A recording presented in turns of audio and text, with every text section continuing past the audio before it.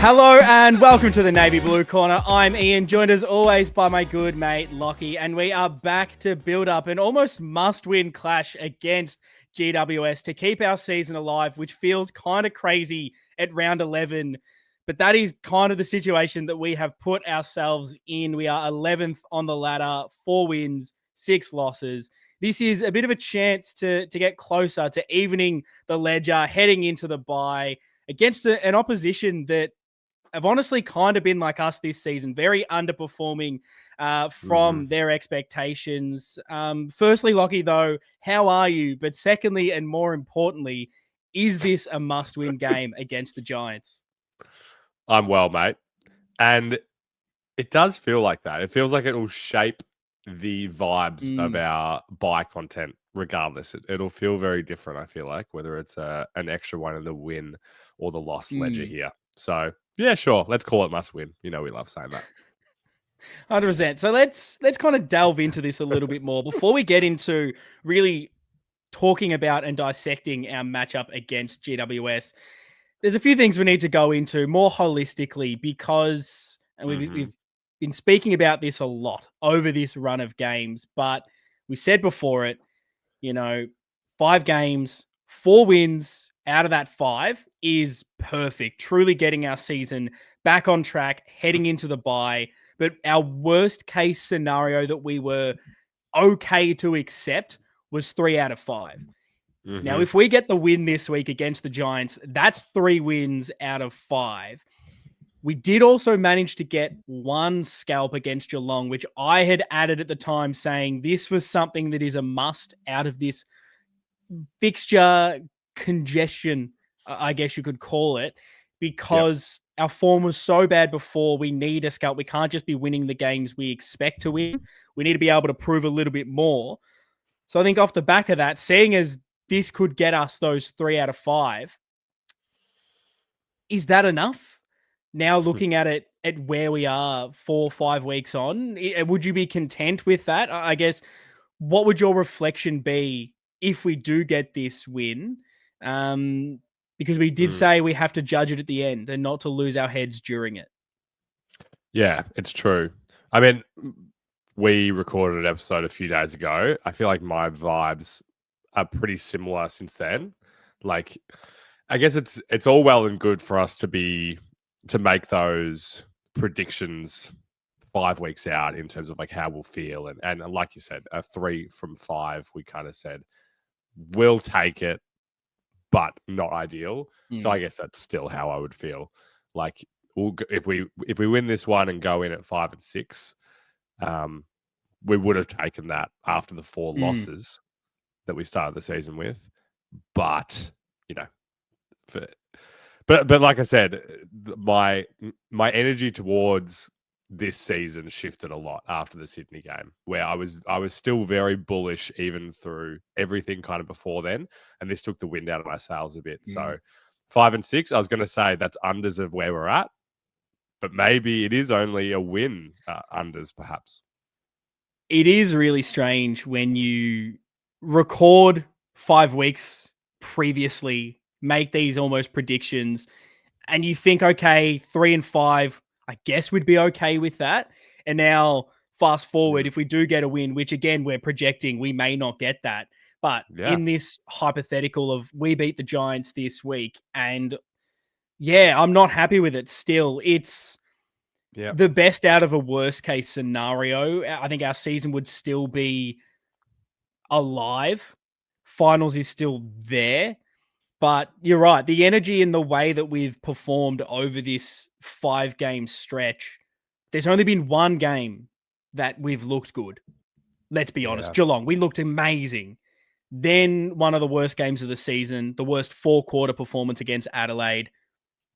A game against the Saints that, you get the win, but you don't feel that good afterwards. It wasn't a good performance at all. Could have easily lost it. And then you look at that Sydney game and it was just so poor again. Even if we somehow come out and have a Geelong-like performance against GWS, run them off the park, everything looks like it did against maybe North Melbourne, completely belt them. We're just so yo-yoing at the moment. Half-decent performance, followed by the worst possible performance. And there just isn't this trust in this squad right now. You don't know what you're going to get week in, week out.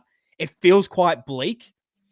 But I think you're right, and you kind of nailed it, where we are 4-6. We might be 5-6. And that's the perfect summation of where we are right now. We can't seem to get ahead, but weirdly, we haven't completely dropped off. It's an almost season highlighted by just some of the worst performances and the worst things of Carlton that is just leaving a bit of a bad taste in everyone's mouth until we're able to go on a run and prove that we're not that.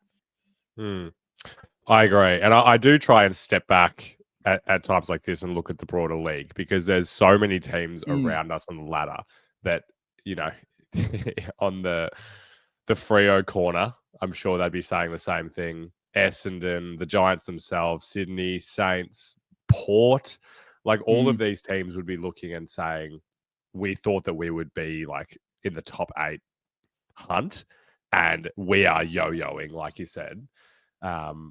So yeah, but it just does feel like we should be in that top bunch of teams that are more consistent, and we're just not there.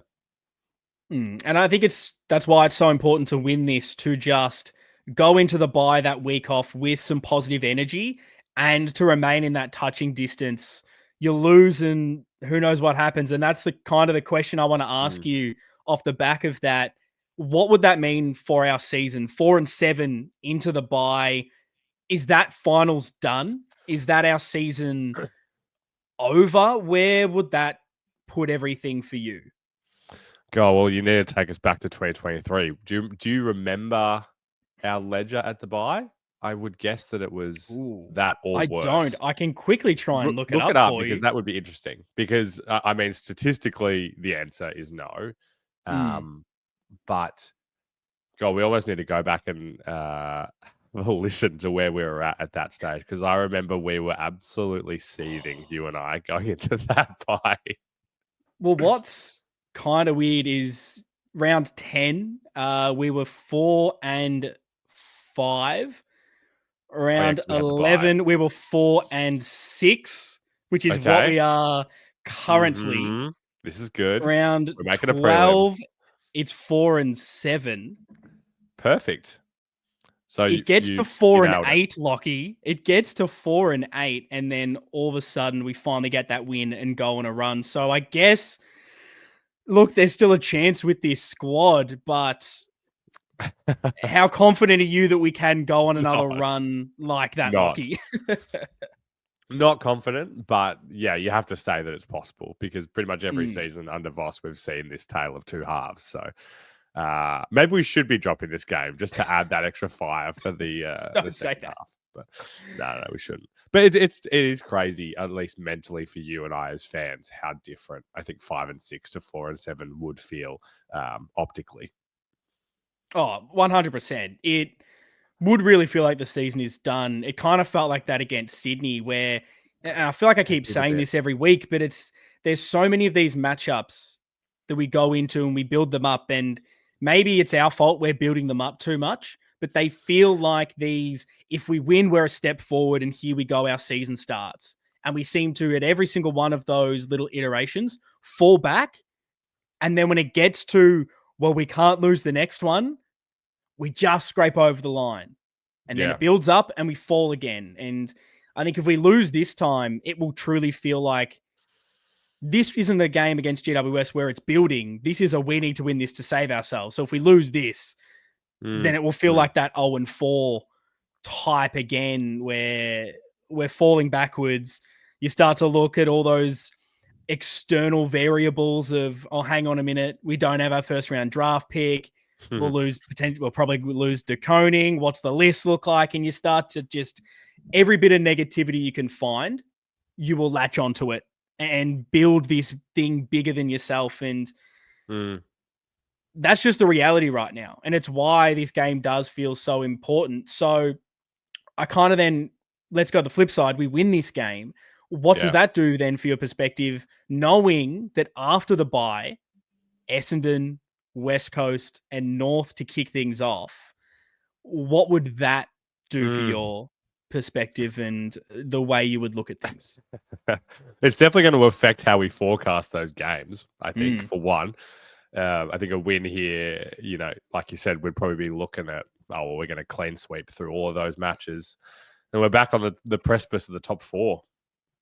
I mean, what else can you say? I'm sure it would greatly improve the optimism. And like you said a moment ago, like I definitely think you and I do play a role in our own psychology of this. Like I said, the Sydney game gave me a wake up call of feeling so overly confident in games where we're clearly the underdog.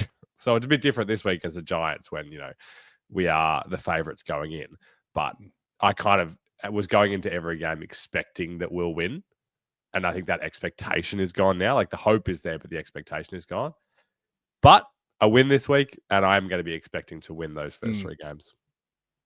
Yeah, I totally agree. And it kind of made me think of something else where, and I want to know your opinion, your thoughts on this, and everyone else watching this, drop your comments to this on YouTube down below. If you're listening in audio form on the socials at Navy Blue Corner. But, and this is going to be really, really depressing. But when we were struggling bottom 4 2023, and everyone was in the mind of, we've got to blow this squad up. We've got to blow everything up. Voss is gone, sack everyone, because the list is clearly cooked. Every part of this club, top to bottom, we need to try and reset this thing. Now, all of a sudden, we could be in a similar boat, hence with the fixtures, hence with the results. We were feeling bad then. Does it feel worse now? Because I think when you look back at 2023, we probably hadn't started. Like the whole rebuild, we thought we were getting to a point. We never really got anywhere.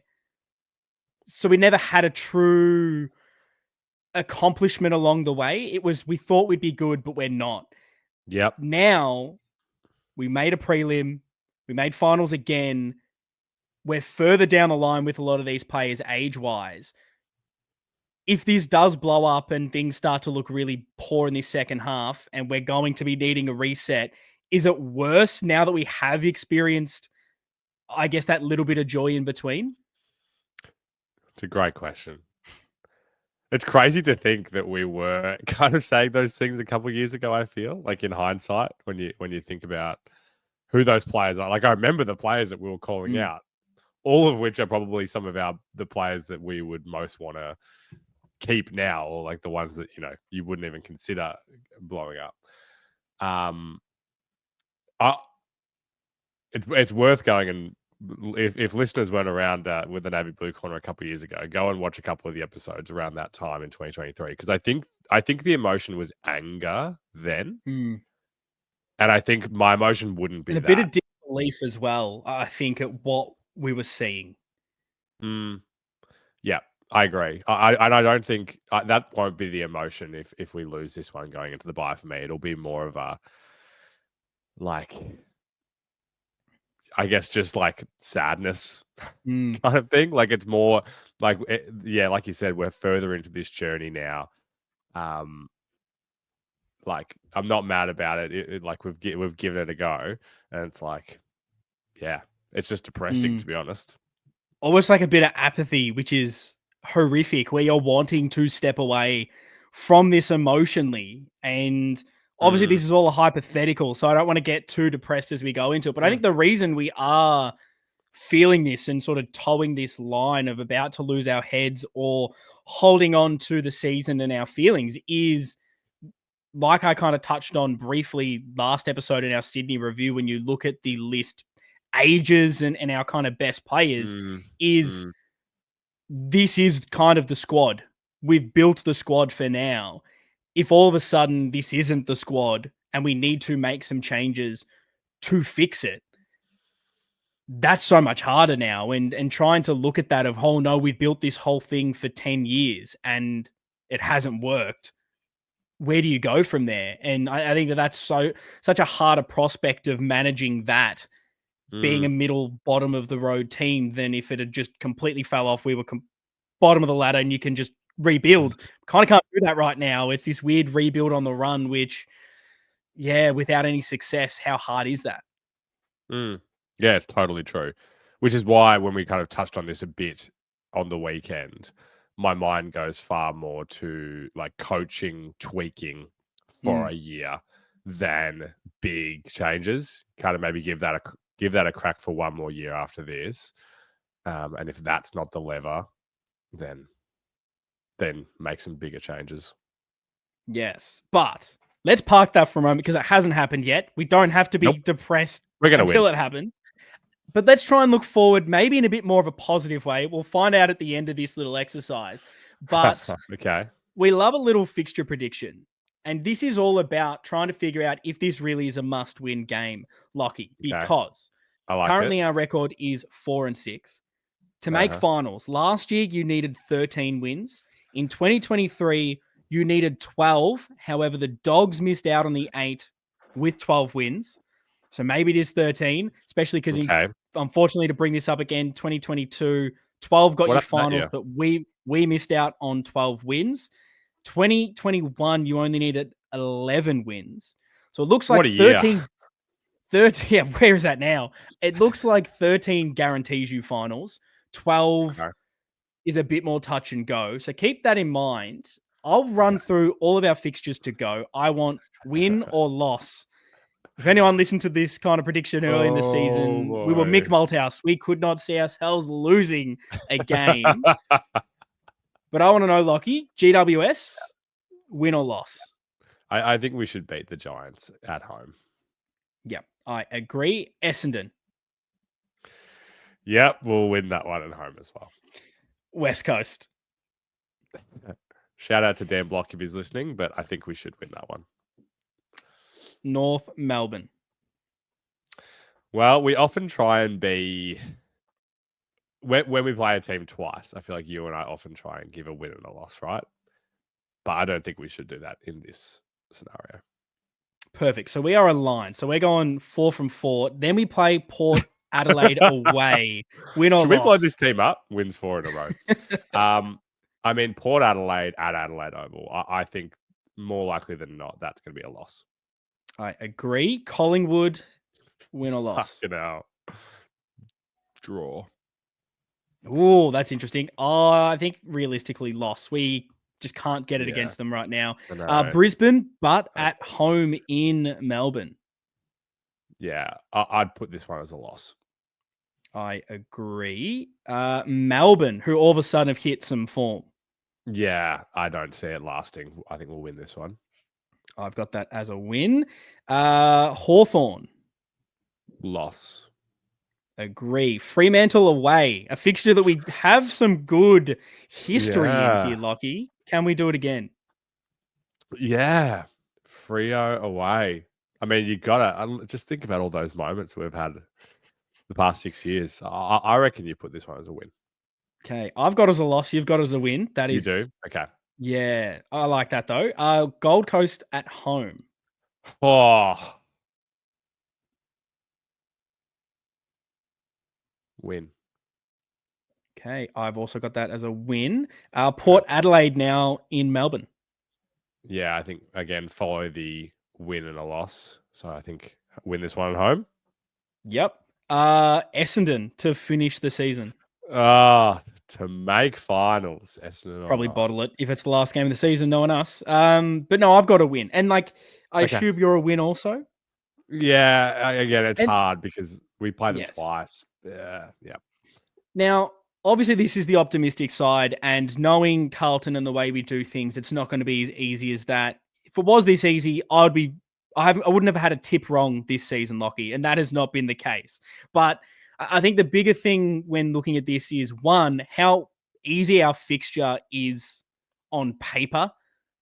I mean, Essendon, West Coast, North, Melbourne, Gold Coast at home, Port at home, Essendon again. Those are such winnable games. You've then also got, a game like Freo away that is potentially winnable. Brisbane, we get them here, not at the Gabba. Collingwood, you could never know what could happen. We beat Port weirdly away from home last year. They're all winnable in my head. Whether we can get it done or not, who knows? But from that, I have given us 1, 2, 3, 4, 5 losses, Okay. which gives us 12 wins. You have given us 1, 2, 3 losses and a draw, which is 13 wins and a draw. Well, it sounds ridiculous when you put it like that. God, we're So nuffies, aren't we? but this is the thing. So it's doable with the fixture run I think we have, but the margin for error is tiny. Lose 4 games and that's 13 wins. That's including the GWS game as well. We can only really afford to lose 4 more games this season to make finals. Do you truly believe that we will only lose 4 from here to No, the end of the that season? doesn't feel that feels unbelievable. Yeah, that's the equation we've got right now. So I But think it sort of puts into perspective how important, again, this game is, that the more you lose now, it just keeps putting the pressure on that next fixture and that next fixture. Even if we manage to pull it back, get those wins against Essendon and West Coast and North, Port away becomes one we need to win.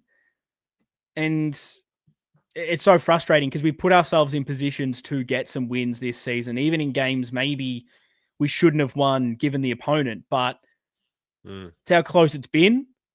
Ultimately, we just haven't been good enough. So where do you kind of sit now after looking at all of that and going through that exercise? Does it give you any confidence? Are you more nervous? I'm very interested to get your reaction.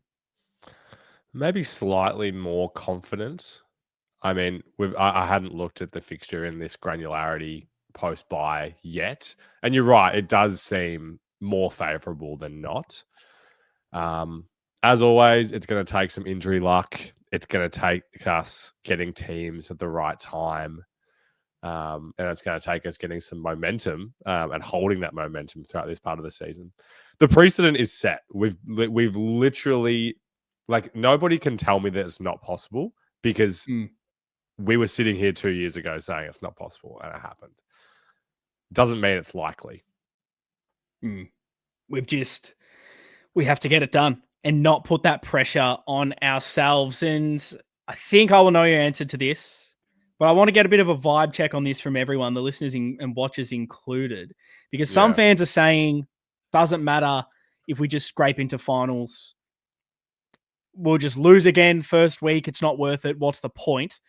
Where do you sit and stand on that kind of argument? What that I don't know what to say to that.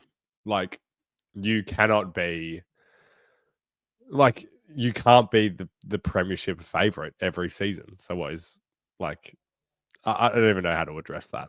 Of course, I'd rather make finals than not.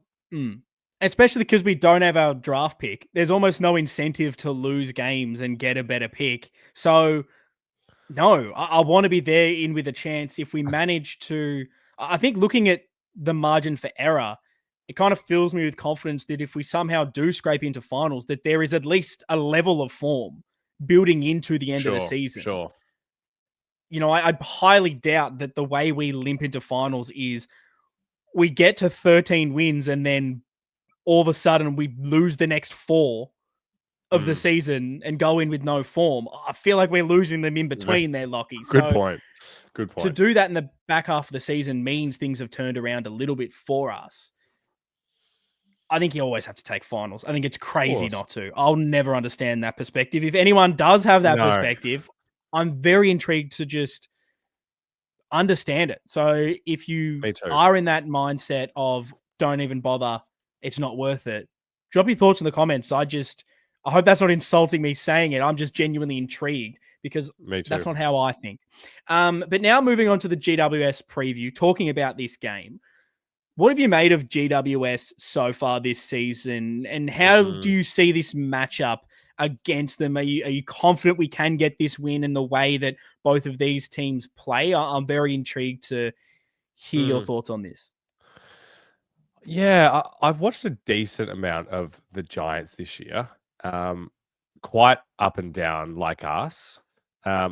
most recently the Freo game on the weekend. I really, and again, these things change from week to week. I'm not saying this is what it's going to be like in this game, but they really didn't look very threatening to me. They really struggled to break through Freo, like moving the ball, and there was no kind of clear player that was gonna like take the game for them. And now Callahan's out, like one of the players that you'd probably pencil down as being one of the ones you're most worried about. So that's positive, but then again, they've had some good wins this year as well. Yeah, we know what they are at their best, which is frightening. But you're right that knowing Finn Callahan isn't out there, he's that, I guess, Chad Warner type player. He's fast. He's got that dynamic movement. We don't seem to be able to play well against that, knowing he's not there. And then a few other Yep. who've been out for some time, Canelio, no Daniels, no Callie. Particularly Brent Daniels, I think, is so important to how they play. Him not being there has been big. I know one player doesn't make a team, but I think the way they attack the football is big with him in the team. Him not being there is a positive for us. They've been so inconsistent, like you mentioned, like us. Yeah. So I think if we are able to manufacture our free-flowing attacking football, then I think we can get the win quite comfortably here. If somehow we play GWS into form, that orange tsunami comes to play, that's when I worry about our ability to defend it. Marvel's a bit of a quicker ground historically as well, which kind of suits the way GWS play. But you could say it also works well with us, because if we're able to get that ball in quick to Harry and Charlie, I know GWS have got a really good defense, but good luck stopping those guys. They're going to get some opportunities eventually. Like always with us, it's all about, can we win that midfield battle? And then how do we defensively move the ball from there, from our back half? Are they going to stifle us, or do we have the ability to run? And we'll just have to find out this weekend. Yeah. Unlike with the Sydney game where we kind of, called out Heaney and Warner as being guys where it's like Stars could rip the game away from us, I don't have that feeling as much going into this game. I feel like if we do lose this one, we're going to be sitting here saying that it was like Kingsley strategies that we just couldn't overcome. Like, it's not going to be us calling out a couple of players on the Giants and being like, wow, like those guys just absolutely destroyed us. It'll be like an all-round team performance that just overwhelms us, is my prediction if we do lose. I think I agree. I know they've got clearly some stars that can take the game away from you. Whitfield can just cut you up. We know Toby Green. I think it's a milestone game for him as well this weekend, which is horrifying to think about. Jesse Hogan, they've got stars, like we've got stars.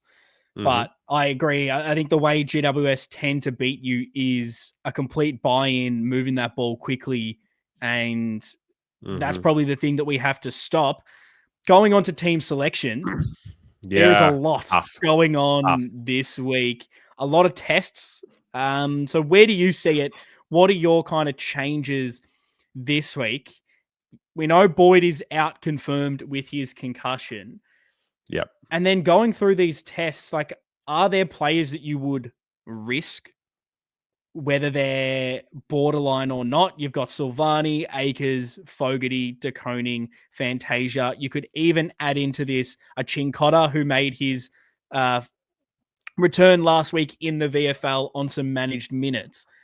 Any of those must bring ins if they're borderline healthy? I'm flexible on all of this still. I spent some time looking at this, and this is a really hard week, I think, to think about team changes. So I'm interested to work through it together. I mean, the risking it piece that you mentioned, like that's something we've talked about for the last 5 years. Like, what does that actually mean? Like, if the fitness teams say that they're good to go, we trust that they're good to go, right? So if they're a test and they pass the test, then I'm saying that they're 100%. Is how I'm treating this. So therefore, Silvani has to be in our best team. I think De Koning as well has to come back. Does knowing that the bye is a week away change anything with how you'd potentially manage maybe those coming back from soft tissue? I talk about, I guess, a Fantasia, a Fogarty, and then potentially a Silvani as well with his groin injury. Do you Yeah. think, well, we've got time, we've got that week off, so let's not risk it? Or is this just so must win? We've got some maybe easier fixtures after the bye. If he goes out, he might only miss, he's got a week to recover, and then potentially 3 other weeks we might not need them. Are you balancing any of that thinking at all? It's got to be a consideration. Fantasia is not even in my consideration for this week, personally. No, no disrespect, but I just don't think that there would be a consideration. Missed too much. The other, say it again. Missed too much footy before you even get into form, or if he's 22 or exactly. Not. Yeah, exactly right. And then the other two, Silvani and Fogarty. Yeah, I mean, you can put that in your equation, but if they're good to go, good to go. Yeah. If they're good to go, what's another week or what's another 2 weeks if they're good? Yeah. Awesome. So what are your ins and outs this week, Lockie? And everyone watching at home or wherever you are, if you're in transit, hopefully not driving, I'd maybe pull over and leave me a comment in the YouTube comments down below. Don't want to do that while you're driving. Or on the socials at Navy Blue Corner. I want to know all the team changes. But Lockie, no fence sitting on this one. Who's in and who is out? Well, I'm not going to fence sit, but I still want to work through it together because because Boyd, like you said, has to come out. Yeah. Evans also for me just is a first out. Yep. And then I think Pitto has to come out. I don't see us playing Pitto, TDK, and Young and Silvani. Knowing it's big Briggsy, does that change your thinking for 2 rucks? I know you might then move on to Young or someone else, but is this a game, and we've spoken about this throughout this season, we've never really come across that game in the build-up where we've said, okay, this is the dual rucks. Is this that kind of matchup for you? I could have my arm twisted within seconds. If you have good rationale for that, I understand how that could be a play. Like, I didn't hate Pitto's game holistically last week. Thought he started strong. I've probably even been more on that camp than you, I would say, not to put words in your mouth, but this season of looking at that option to play them both, to not have to play TDK slowly the entire year. So yeah, play Pitto and TDK, take Young out is an option. But I kind of want to reward Young and keep putting him as the third tall forward. Yeah, I don't like the 2 rucks, and I think particularly, and I've said this on record a few times now, feels like it's becoming a bit of my catchphrase. If DeConing wants to be 1.7, he's rucking by himself. And this is just more evidence I want to see of if he does potentially stay at the end of this season. This is a matchup a lot say, he doesn't match up well against him. He's a big ruckman. Well, prove it. Because at some stage, you've got to be that man. So that is true. I want to see what the test is like. And I think we lose too much with Pitto. It's kind of solo rucking. And then as a duo, it just feels like a wasted opportunity. So I think, DeConing for Pitto is my easy in. And then I guess at the moment, I have Silvani not playing.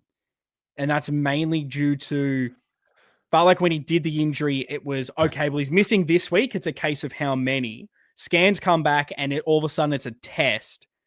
Those kind of injuries, for me, I go, okay, let's give him a week.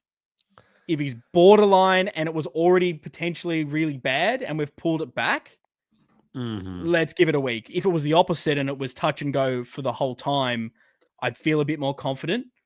But I guess knowing how important Silvani is for us, and myself having many groin injuries debilitate my, Division 38 footy career, I understand what exactly, mate. I could have been one of the greatest players on the wing who would never get a contested possession in the 8th tier. Just one of the all-time greats. But That two's Norm Smith medal will never be forgotten in like 2011. Don't worry, I'll never Oh, forget. one of the only highlights amongst a sea of misery. But knowing those sort of injuries and knowing the movement, they can go so quickly. Yeah. And maybe every muscle injury is like that, but knowing it's such a dynamic movement, pushing off one leg, a defender, you're going to be doing that a lot.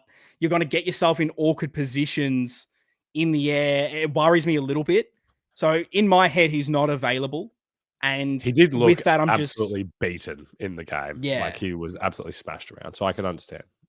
already coming back from another injury. So I think for me at the moment, he's out, which is just a simple swing Young back and then make some other changes around that. Like I've gone, Akers comes in for Jordan Boyd, which my Yeah. rationale with this is more what it does for every other little element. So I've then moved Binns more to a high half forward role. Yeah. We know he's a bit attacking. We saw him get on the end of a little bit in that Saints game. He likes to be that. He played high half forward wing in his under 18 year as well. And I really liked him in that more forward of center role. Surprised we haven't really tried that, particularly with the players we've got injured now. And most importantly, it means Motlop stays in the goal square forward pocket. You know what I mean? He's deep forward. He's not pushing high up the ground in a role that does not suit him. And then I've swung out Evans. I've brought in Fogarty as the sub Yeah. at this stage, Me just for too. that kind of pressure forward. And then also he can play high half forward as well if you need him to. Again, making sure Motlop is deep in the forward line, which means for Silvani, controversial, but I brought in Doherty. My main reasoning is there's not a lot of other players to bring in. I'm either keeping in Evans or I'm bringing in a underdone Chincotta and Yeah. underdone Fantasia, or all of a sudden one of the Camporellis are coming in. And I guess right now Yeah. I'd like to allow these youngsters to develop in the twos, get your time, rather than throwing them in for a game and then probably taking them out against Essendon after the bye. I don't have a plan of you're in for 3 games, this is your role. It's kind of a plug and play. So I think with Doherty, that's how I would probably use him for this season, is if we're desperate, need a player that doesn't throw one of these youngsters to the wolves. That's probably where I'm going with it. And then again, Doc comes in as this high half forward role, maybe a bit of wing time to again just Yeah. make sure that that deficiency we've got across our high half forward line is full of different versatile players. And Motlop, mate, forward pocket. I do not want to see him picking up the ball across halfback and on the wing. I just don't think that's his strength, and I think it's why his form has dipped so much. Yeah, I like your Akers, Binns, Motlop logic. I had Motlop question mark in my outs because I'm just so He's fed up borderline. with the performances that we're getting. But what you said makes a lot of sense, and I agree with it. And Doherty, yeah, you can be mad about it, but you got to then hang your hat on who you bring in otherwise, because I think those 4 outs all make sense, except fingers crossed Silvani gets up. Yes. I think if that happens, then Doherty just doesn't come in and I Young agree. stays forward.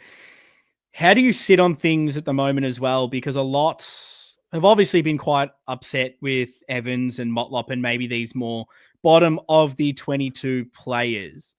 However, Yeah. we've kind of figured it out right here that it's about who comes in. It's one thing to say, I don't think you're up to it right now.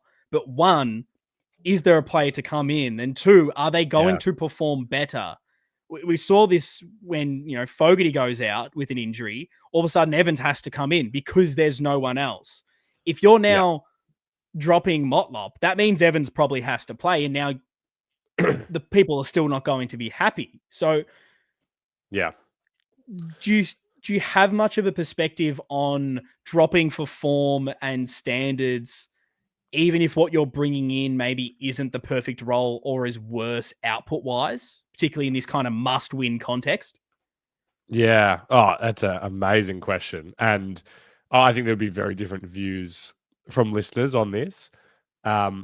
I guess the word standards is interesting because there's like the roles that I guess Vossi talks about. And then you have to be kind of like empathetic to the fact of like Will White, for example. Like, Yeah. it's a really hard topic because if we have a poor game, Carlton, you can almost guarantee that the small forwards also had poor games. Yeah. And how much of that is cause and effect, and how much is it that there was just no way for them to impact? I don't really even have the answer for that. Like you could make the argument one way and say, no, if we expect good output from every player every week, regardless. But I can't remember a whole lot of times where he could have made impact in this game, and how much of that is on him. So just because someone has a poor game doesn't mean that I think they should be coming out, especially if there isn't the obvious replacements. It's all about how, I guess how it's a really hard topic, honestly. Yeah. And I think one of the clarity on it. I think the bigger part of it is simply we've got so many injuries to similar players. Cottrell, Williams, Fantasia, and Fogarty, all the start of the year, pretty much best 22 or close to it. The way, whether you say Fantasia is or not, the way he was performing in those sort of preseason games looked exciting, and it looked like from Voss's point of view, he was in there. You could throw Chincotta into this as well if you see him as that. He has played some time in that forward line at stages last season, so that is a possibility as well. All of a sudden, you lose all of that depth, and Will White has to play. You wouldn't have expected that all season. We didn't expect him to be on the list, same as Evans. Now Motlop, if Motlop was in this kind of form, you probably would have just, go straight to the twos, get some form down there, get some confidence, someone else will come in. We're at a point where there is no one to bring in. We're bringing in a Lucas Camporelli not to play that role and shift someone else? Does Ben come in for a debut to play high half forward and someone else is now shifted, even though that's not Ben's position? This is the weird scenario we're in. And as much as I want some of these players to not be in our starting team right now, there's no one that can come in. Yeah, exactly right. Exactly right. Yeah, it's a really hard topic. Like I said a moment ago, it's I don't have the answers, and I'm also not. I don't subscribe, and I know you're not doing this, but some people would say, I'm sure. Like I'm not on Twitter anymore because I can't stand it, but I'm sure there's people that are saying, Doherty, 39 disposals. How can you not play him?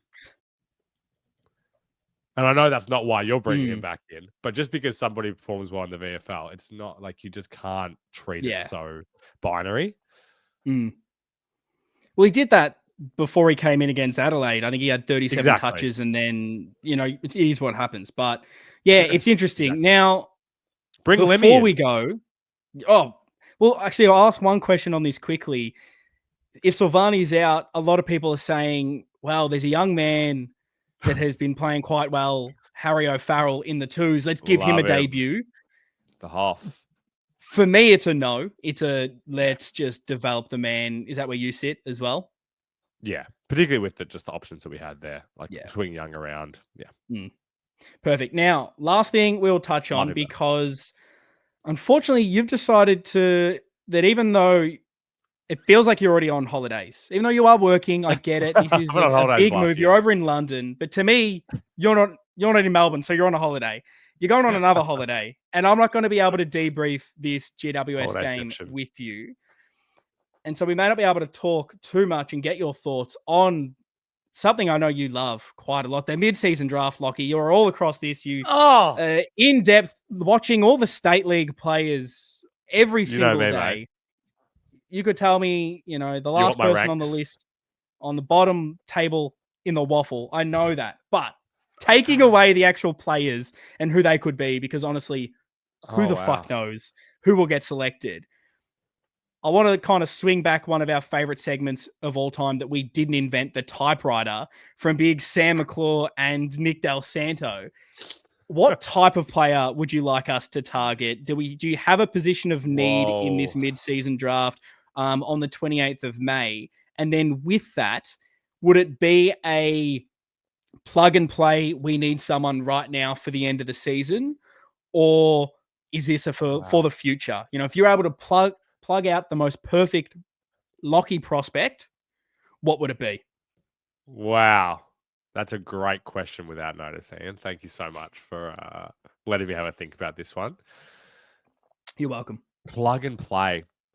It's hard to pick a position that I feel like there would be someone that would come in right now, unless it's one of those like small forward types where maybe, you know, there is somebody that you could bring in that would be higher in the hierarchy. But there is already so many of those guys that it's like a bit of a mix anyway.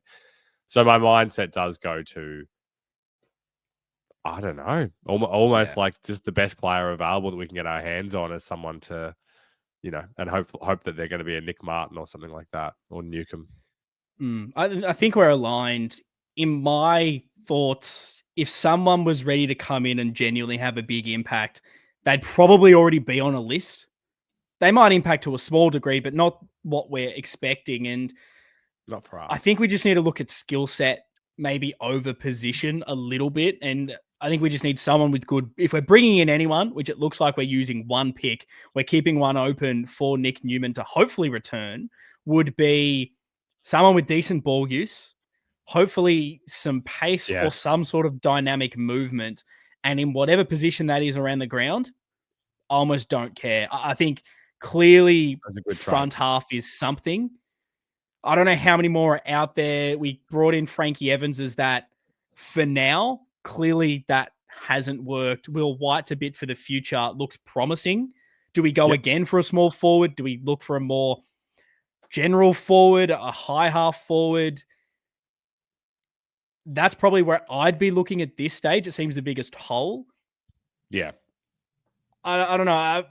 You could argue maybe another key defender with, you know, Nick Haynes aging, and is there still a spot there? But again, I think you're looking at someone who's a bit younger, which Hoff is developing. We'll probably bring in Harry Dean as well in this year's draft. That starts to sort of clog up, and I'm just not sure that's the smartest move for us. Maybe it's someone off the half back if there's another dynamic mover, knowing the age of Sard, McGovern at the moment as well. Is that something you could look at? It's an easy position to plug and play, but yeah, I think ball use and pace is just what I'm after. And whatever position, Nick Austin, let's hopefully you can find a gem. Find us a Whitfield type is what I'm hearing. Why not? Come on, Austin. Let us know your thoughts to everything that we covered in this episode. Your thoughts on the game against GWS, the fixtures ahead. Will we make finals from here? And of course, team changes. And who are we picking up in the mid-season draft? If you're across this, you've got a name for me. That's juicy. I want to see that in the comments down below on YouTube, or if you're listening in audio form on the socials at Navy Blue Corner. Yes, this has been a lovely episode. Again, apologies for missing the St. Kilda review, but we've come back almost better than ever with 2 massive episodes in the same week, which we love, Lockie. But we'll be back to review a big win against GWS. We'll all have smiles on our faces heading into the bye, looking at a big back end of the season. I'm excited. Up the bloody baggers. See you guys next time.